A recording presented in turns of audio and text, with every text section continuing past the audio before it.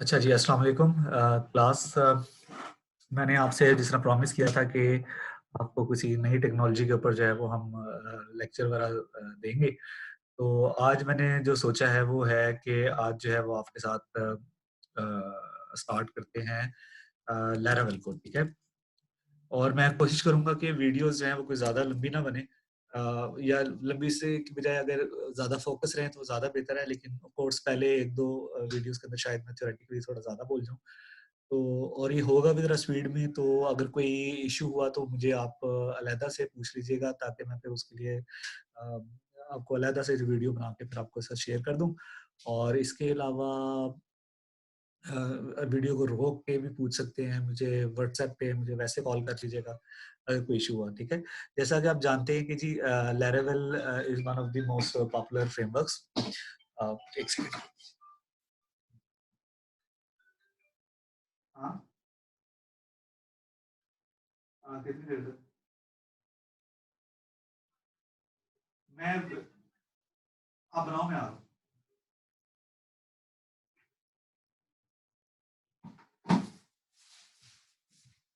अच्छा जी, मैं इसको बल्कि शॉर्ट ही रखते हैं।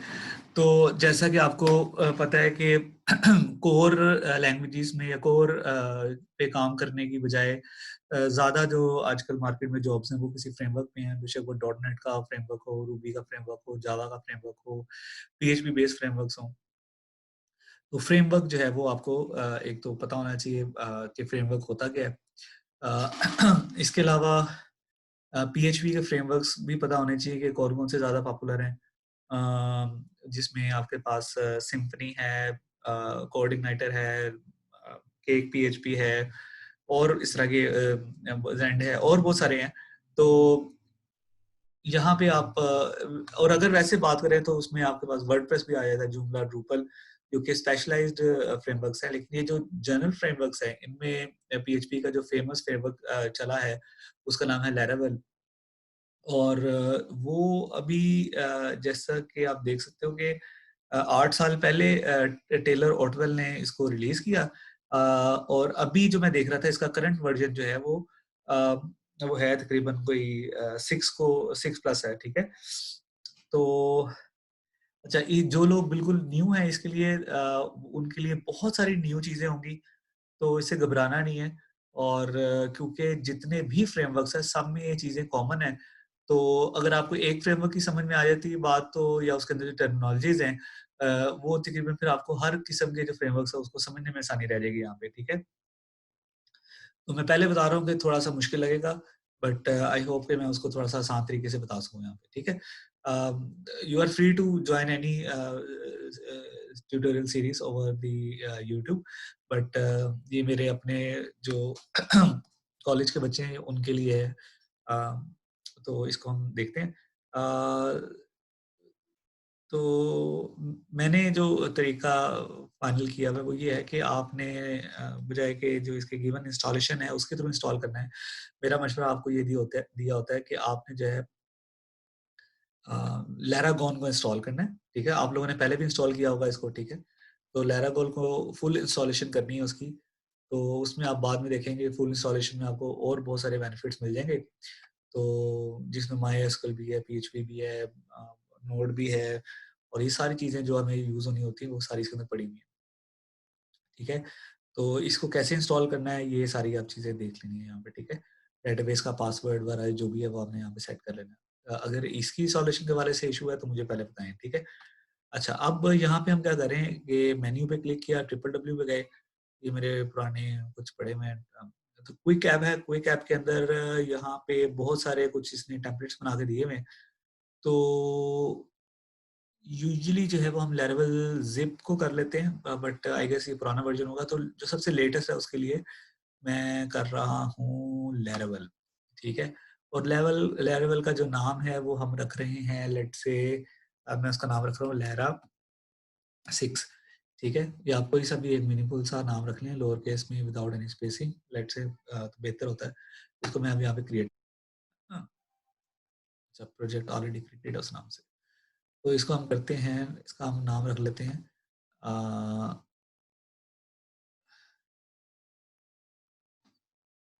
GCS, ओके, तो GCS का नाम रख लेते हैं। अच्छा, अब ये लगाएगा थोड़ी देर। यहाँ पे आप देखें तो इसने क्या किया है कि कंपोज़र की एक कमांड है। कंपोज़र जो है ये सुन लें कि एक अलहदा से एक पैकेज है और इसे हम कहते हैं पीएचपी का डिपेंडेंसी मैनेजर। तो पीएचपी का डिपेंडेंसी मैनेजर क्या होता है भाई? बहुत सारी लैंग्वेजेस के अंदर जो है अब वो चीज़ आ गई हुई है कि डिपेंडेंसी मैनेजर की बात करते हैं कि आप जो है वो कोई भी पैकेज इंस्टॉल करना है तो उसके लिए आप डिपेंडेंट एक प्रोजेक्ट जो है वो किसी दूसरे लाइब्रेरी या एक लाइब्रेरी किसी दूसरी लाइब्रेरी पे डिपेंडेंट होती है, वो उसके किसी और 4 लाइब्रेरीज़ पे डिपेंडेंट होती है उसके खास वर्ज़न के ऊपर। तो ये इतनी सारी डिपेंडेंसीज़ आप खुद से डाउनलोड करने बैठे हैं तो ये फिर बड़ा मुश्किल काम हो जाता है। ये काम कौन करता है? Dependency manager. ये हर एक लैंग्वेज वालों ने अपना एक दिया हुआ है। लाइक डॉट नेट का जो डिपेंडेंसी मैनेजर है उसका नाम है न्यूगेट, ठीक है? जो पीएचपी वालों का है उसका नाम है कंपोज़र, ठीक है? और यहाँ पे आपको पीएचपी से रिलेटेड सारे प्रोजेक्ट्स मिल जाएँगे, यहाँ पे डॉट नेट के प्रोजेक्ट्स मिल जाएँगे और जो नोड एक है लैंग्वेज उसके ये जावास्क्रिप्ट के जो मॉड्यूल्स पड़े हुए हैं उसका नाम है एनपीएम, ठीक है? नोड पैकेज मैनेजर कहलाता है, ठीक है? तो हर एक लैंग्वेज ने अपने-अपने एक पैकेज मैनेजर दिए हुए हैं, इसी तरीके से रूबी का अपना पैकेज मैनेजर है। सो कंपोज़र क्या है? It's a package manager. इसके ऊपर अलग से आपको वीडियोज़ मिल जाएँगी, इसके फ़ायदे क्या हैं, कैसे इसको यूज़ किया जाता है, तो हम अभी उस पे बात नहीं कर रहे। ये उसने कंपोज़र की कमांड लगाई है, जब आप Laravel को इंस्टॉल करते हैं तो ये भी सारा कॉन्फ़िगर कर देता है, अदरवाइज़ आपको थोड़ा-सा ज़्यादा मुश्किल ज़रा लंबे तरीके से काम करना पड़ता है। तो ये उसकी कमांड है क्रिएट प्रोजेक्ट और ये क्रिएट प्रोजेक्ट हो गया, यहाँ से उसके आगे स्पेस देके उसने बताया हुआ है Laravel का प्रोजेक्ट क्रिएट करना है और यहाँ पे क्योंकि वर्ज़न नहीं बताया हुआ तो that's why it's latest version और प्रोजेक्ट का नाम है जीसीएस। अच्छा, तो ये हो गया, लेकिन इसको क्रिएट करने से पहले इसने यहाँ पे हमें डेटाबेस क्रिएट करके दे दी, तो ये अभी थोड़ा-सा टाइम लेगा, बहुत बल्कि टाइम लेगा। यूजुअली लोग क्या करते हैं कि इसको कर देते हैं स्टॉप और उसके बाद फिर कोई काम करते हैं। तो क्योंकि हमारा ये फर्स्ट टाइम है, तो हम जो है वो इसको चलने देते हैं। ठीक है जी, कि चीज़ देखी जाएगी और हम आ जाते हैं, थोड़ा-सा उतनी देर पढ़ लेते हैं यहाँ पे, ठीक है? यूजुअली जो है वो मैं ज़िप वर्ज़न को करता हूँ, वो जल्दी ज डाउनलोड हो जाता है, बट अभी फ़िलहाल क्योंकि मुझे लेटेस्ट वर्ज़न चाहिए, तो मैं इसको क्या कहते हैं, थोड़ा-सा मिनिमाइज़ कर रहा हूँ और हम इसको पढ़ने वाली बात कर रहे हैं थोड़ी-सी यहाँ पे, ठीक है? इसके लिए जो आपको इसके अलावा टूल चाहिए होगा, वो हमारे पास है ये डॉटनेट अपना वीएस कोड है। तो हम इसको क्या कर रहे हैं कि बिल्कुल स्क्रैच से कर लेते हैं, ठीक है? ठीक हो गया, ये मेरा वीएस कोड है। ये विजुअल स्टूडियो कोड बहुत ही लाइट वर्जन है और बहुत ही आई थिंक एफिशिएंट है विजुअल स्टूडियो कोड। इसका मैंने अभी कम्युनिटी एडिशन किया हुआ है, ठीक है? तो अब मैंने इसको file let's say new window,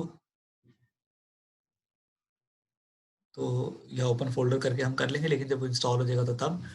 तो ये कहाँ पे इंस्टॉल होगा? ये यहाँ पे आप गए और यहाँ पे आपने टर्मिनल को क्लिक रूट को क्लिक किया, तो इसकी ये जनाब ये www डायरेक्टरी है, जैसा कि आपको पता है कि एक पीएचपी या किसी और भी प्रोजेक्ट में हमें पड़ी होती है और उसका नाम हमने रखा था अभी जीसीएस, जो कि अभी तक नहीं क्रिएट हुआ, तो कोई बात नहीं। और इस तरीके से यहाँ पे जो आपने अलग से करना है वो एसक्यूएल योग है, वो भी आपको बताया हुआ है। ठीक है, इसके अलावा इसकी अपनी डेटाबेस भी होती है। है बैकएंड में मायस्क्यूएल ही, लेकिन फ्रंट एंड पे जो है वो अ, दूसरी चीज़ मिल जाएगी आपको यहाँ पे। ठीक है, इस टाइम इसका पासवर्ड रूट है, इसको हम ओपन करके तो एक्सेस डिनाइड हो गया।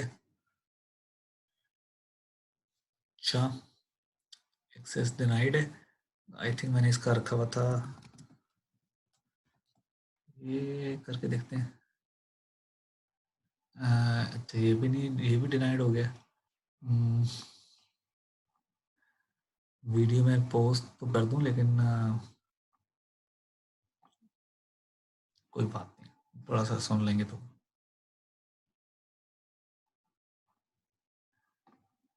क्योंकि जो होता है अच्छे के लिए होता है और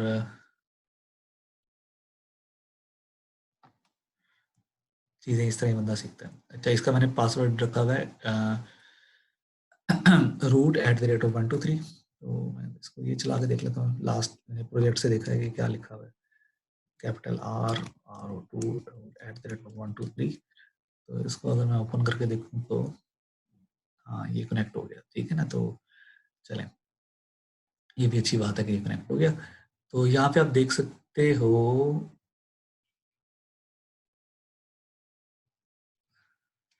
कि लास्ट टाइम आई थिंक हमने इस पे काम किया था। ये जो डेटाबेस का कोर्स पढ़ रहे थे, जीसीएस का था। तो मैं अभी फिलहाल इसको डिलीट कर देता हूँ ताकि इसको हम कर देते हैं ड्रॉप। और ये क्योंकि सेम नाम की बन चुकी हुई है तो मैं यहाँ पे दोबारा कर देता हूँ, आपको ये करने की जरूरत नहीं पड़ेगी। ये उस नाम की पड़ी हो तो अभी आप देखेंगे कि जैसे ही ये इंस्टॉल करेगा तो ये सारी चीज़ें खुद ब खुद ही इंस्टॉल कर देगा यहाँ पे, ठीक है जी। अच्छा, इसका भी स्टेटस देख लेते हैं साथ साथ, कहाँ तक पहुँचा है। अभी ये रनिंग पे ही है, मैंने आपको पहले बताया बहुत स्लो हुआ। तो हम ऐसा करते हैं कि थोड़ी सी बात कर लेते हैं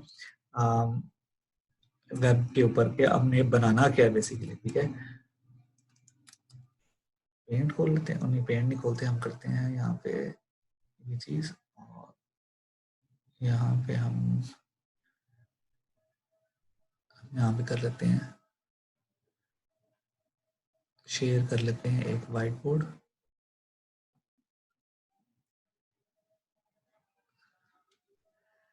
ठीक है। तो इसमें क्या होता है कि वेब एप्लीकेशन जो है वो आपके पास एक बहुत जनरल और एक बड़ी अम्ब्रेला है।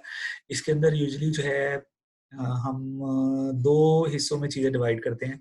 एक को हम कह लेते हैं कि लेट से यूआई बेस्ड है, ठीक है। जिसमें आपके पास एक ब्राउज़र के अंदर एक चीज़ें खुल रही होती हैं और आप उस पे यूज़र इंटरेक्ट कर रहा होता है बटन्स के थ्रू और ड्रॉप डाउन के थ्रू और इस तरह की चीज़ों के थ्रू। तो उसके अंदर फिर ये 2 चीज़ें आती हैं। फ्रंट एंड जो है वो सामने आ जाता है, और फ्रंट एंड की एक अपनी कहानी है, तो मैं अभी फिलहाल उसको नहीं छेड़ रहा, ठीक है। दूसरी जो चीज़ है वेरी इंपॉर्टेंट, उसको हम कहते हैं इसका अ, वो भी एक वेब एप्लीकेशन ही कहलाती है, लेकिन हम उसको कहते हैं वेब एपीआई कहते हैं यहाँ पे, ठीक है। तो इसका जो है वो यूआई जो है वो नहीं होता। तो और सिर्फ इसमें क्या है कि इसमें फ्रंट एंड भी होता है, इसमें बैक एंड भी होता है, और यानी कि इट मीन्स कि ये किसी डेटाबेस के साथ जो है वो इंटरेक्ट कर रही होती है बाकी चीज़ों के साथ। तो वेब एपीआई क्या कर रही होती है, ये भी सिर्फ और सिर्फ वेब बैकएंड से डील कर रही होती है, डेटाबेस के साथ डील कर रही होती है, और इसमें यूआई जो है वो नहीं होता, ठीक है। तो हमारा यहाँ पे आज के हमारा जो स्टार्ट हम लेंगे वो वेब एपीआई से लेंगे, और जब हमारा ये कुछ कवर हो जाएगा तो देन हम यूआई बेस्ड चीज़ों को भी देखेंगे यहाँ पे, ठीक है। अच्छा, लास्ट टाइम अभी तक जो वर्जन चल रहा है वो लैरावेल 6 है समथिंग।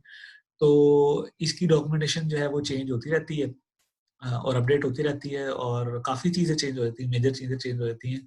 तो टू बी वेरी ऑनेस्ट, मुझे लास्ट 1-2 वर्जन से मुझे कोई इतनी ख़ास इसमें मैंने अपडेट नहीं रखी, तो थोड़ा-सा maybe out of sync हो गया हूँ।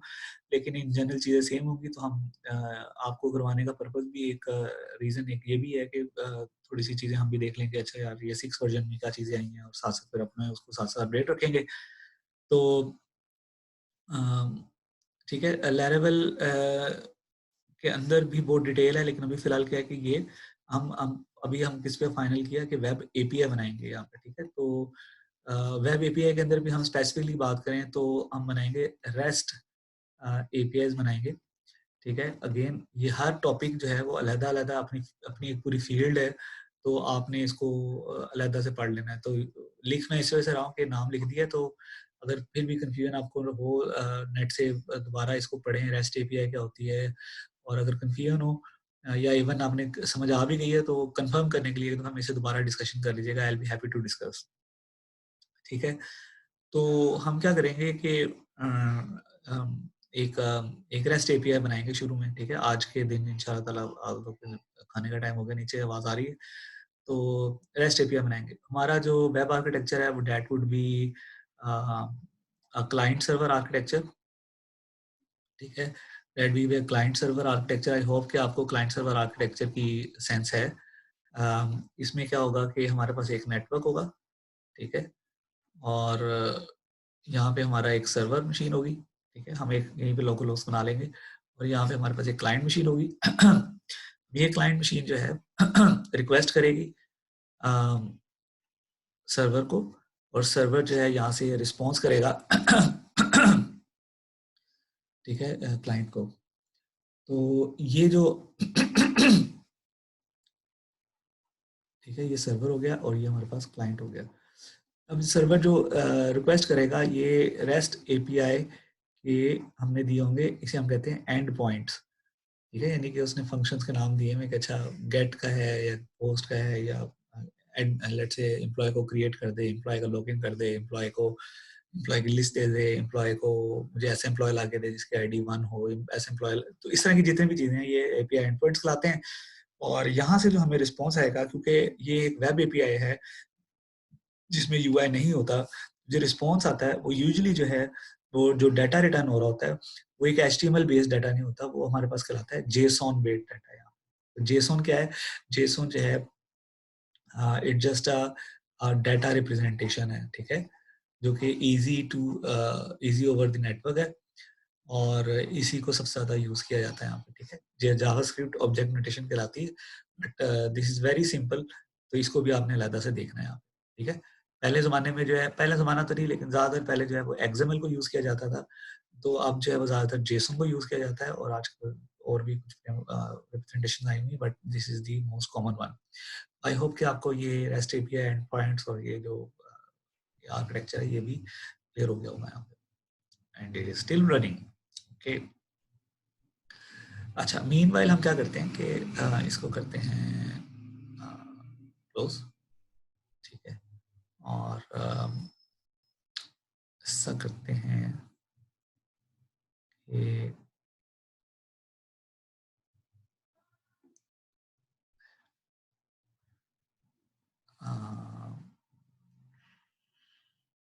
शेयर करवाते हैं स्क्रीन को, ठीक है। This is very important. तो फिलहाल हम क्या करें कि एक आर्किटेक्चर देख लेते हैं कि क्या है इसका। तो इट्स वेरी वेरी सिंपल। ये मेरे पास कोई पहले का प्रोजेक्ट खुला हुआ है, लेट्स से उसका नाम है लेरा 20, और आई डोंट नो, अच्छा लेरा 20 है, तो हम ऐसा करते हैं इस प्रोजेक्ट को ओपन करते हैं। ये लेरा 20 ओपन हो गया, और इसके अलावा यहाँ पे हम टर्मिनल है, ये एक अच्छा सीएमडी से बेहतर है, एक अच्छा एक कंसोल है, ठीक है। इसको मैं थोड़ा सा, आप देख सकते हैं कलर के साथ है, और ये सारी चीज़ें ना, तो ये उसी लोकेशन के अंदर इसने ओपन किया। तो यहाँ पे मैं कुछ कमांड्स लिख रहा हूँ, लेट्स से डायरेक्टरी ओपन करते हैं कि कौन कौन सी डायरेक्टरी पड़ी हुई है, तो ये सारे फोल्डर्स पड़े हुए हैं, और ये सारे फोल्डर्स जो हैं वो हम यहाँ से भी देख सकते हैं, ठीक है। अच्छा, ये जो कलरफुल नजर आ रहे हैं यहाँ पे, मैंने कुछ एक्सटेंशन की हुई है वीएस कोड को, अगर आप देखेंगे तो यहाँ पे मैंने बहुत सारी एक्सटेंशन की हुई है, जैसा कि आप यहाँ पे देख रहे हो कि ये बहुत 58 के करीब एक्सटेंशन हुई हुई हैं, जिसमें बूटस्ट्रैप की हैं, C++ की हैं, और जो ऐसी सारी इंस्ट्रक्शन है जो कि आपको हेल्प करती हैं। यहाँ पे आप देख सकते हो लैरावेल की कुछ एक्सटेंशन की हुई हैं, और भी कुछ बूटस्ट्रैप या बाकी चीजें एक्सटेंशन की हुई हैं, ये आपको हेल्प करती हैं आपके कोडिंग के अंदर। और जिस तरह यहाँ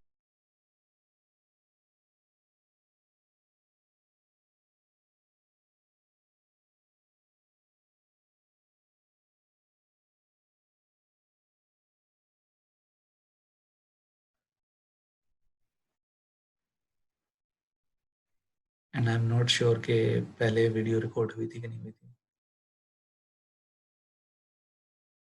ठीक है। तो अच्छा चलें, अब मैं इस पे टाइम नहीं ज़ाया करना चाह रहा कि पता चले कि पहले ऑडियो रिकॉर्ड नहीं हुई, तो इसको मैं कर रहा हूँ स्टॉप, और इसका पार्ट 2 मैं अभी आपसे शेयर करवाता हूँ। अभी 20 मिनट्स की ये बाद में